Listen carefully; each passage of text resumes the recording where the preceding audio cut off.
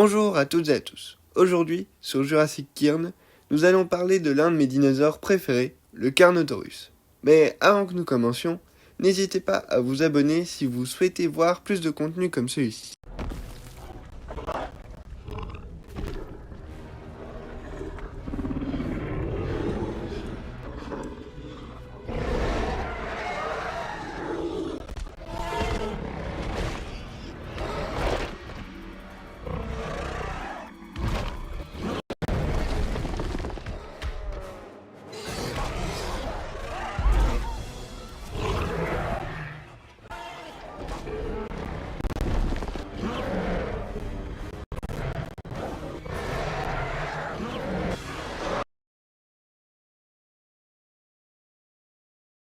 Le Carnotaurus est un carnivore de la famille des Abelisauridae, tout comme l'Abelisaurus, qui donne son nom à cette famille, le Majungasaurus ou encore le Rajasaurus. Il mesure 9 mètres de long, un peu plus petit qu'un bus, et 3 mètres de haut, ce qui est aussi haut qu'un panier de basket. Il pèse entre 1 et 2 tonnes, aussi lourd qu'un rhinocéros. Il apparaît pour la première fois dans Jurassic World Fallen Kingdom et apparaîtra également dans sa suite Jurassic World Dominion, mais il marquera surtout les esprits dans la colo du Crétacé et dans la théorie du chaos. Pour finir, on pourra le voir dans l'intégralité des jeux Jurassic World Evolution. Bien que plusieurs carnos soient visibles dans la saga, leur apparence reste similaire, dans des tons rouge orangé ou brunâtre. Seuls 2 spécimens possèdent un nom, Taureau, de la colo du Crétacé, et Démon, visible dans le marché clandestin de Malte. N'hésitez pas à me dire lequel des deux est votre préféré. Le carno est un dinosaure plutôt atypique. Il est donc souvent présent dans des œuvres qui traitent de dinosaures. En voici 4. Tout d'abord, dans le roman Jurassic Park, Le Monde Perdu de Michael Crichton, des carnoteurs sont capables de se camoufler, tout comme un hybride que vous connaissez sûrement. Vous avez peut-être remarqué que le carno qui s'échappe du bateau dans la théorie du chaos est le seul spécimen vert qu'on peut voir dans la saga. Il s'agit selon moi d'une référence discrète à l'œuvre originale. Ensuite, parlons de Disney. Le grand méchant de leur film Dinosaure est un Carnotaurus rouge qui m'avait pas mal marqué quand j'étais petit. Pour finir, parlons de jeu. Il est visible dans Ark où son physique est particulièrement réaliste par rapport à ce qu'on sait sur lui. Vous pouvez aussi l'incarner dans le jeu Primal Carnage. Il fut découvert en 1994 par José Bonaparte, aucun rapport avec Napoléon, en Argentine dans la province de Chubut.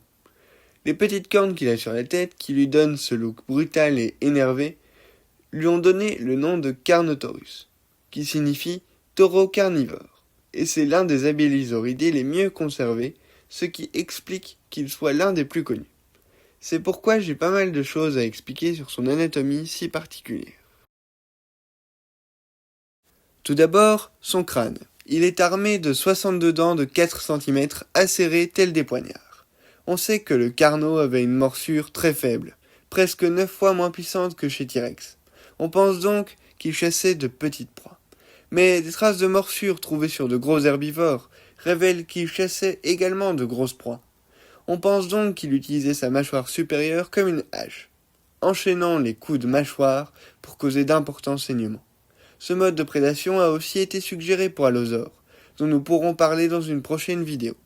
Le Carnotaurus était donc un chasseur ambivalent, chassant de grosses et de petites proies. Ensuite, ses cornes. Elles étaient trop fragiles pour asséner de violents coups comme le font les Pachycephalosaurus. Ils pouvaient donc donner de légers coups de tête, mais sans plus.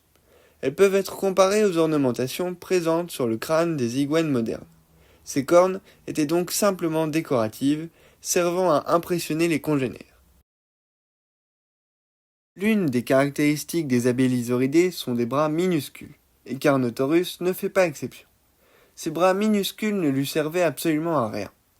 C'est ce qu'on appelle des membres vestigiales, tout comme les bras du kiwi ou le coccyx chez l'homme, des membres inutiles qui se sont atrophiés avec l'évolution. Et dire que c'est du T-Rex qu'on se moque. Mais ses membres inférieurs compensent largement.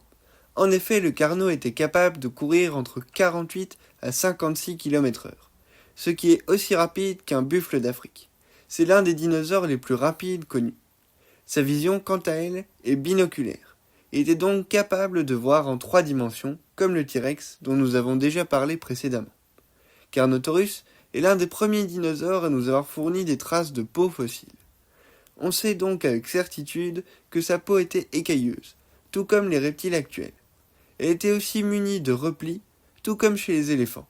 Cette caractéristique permet de résister à un environnement chaud et sec, ce qui correspond à l'environnement de Carnotaurus. Justement, parlons de son environnement. Le Carnotaurus vivait il y a 69 à 66 millions d'années dans les plaines arides du Gondwana, plus précisément en Amérique du Sud. Comme dit précédemment, il chassait de petites et de grosses proies, comme Gasparinosaura et Notohypsilophodon, ou Saltasaurus et Cernosaurus. Concernant la concurrence, on a du lourd, comme Ocasaurus, Scorpiovenator ou Megaraptor.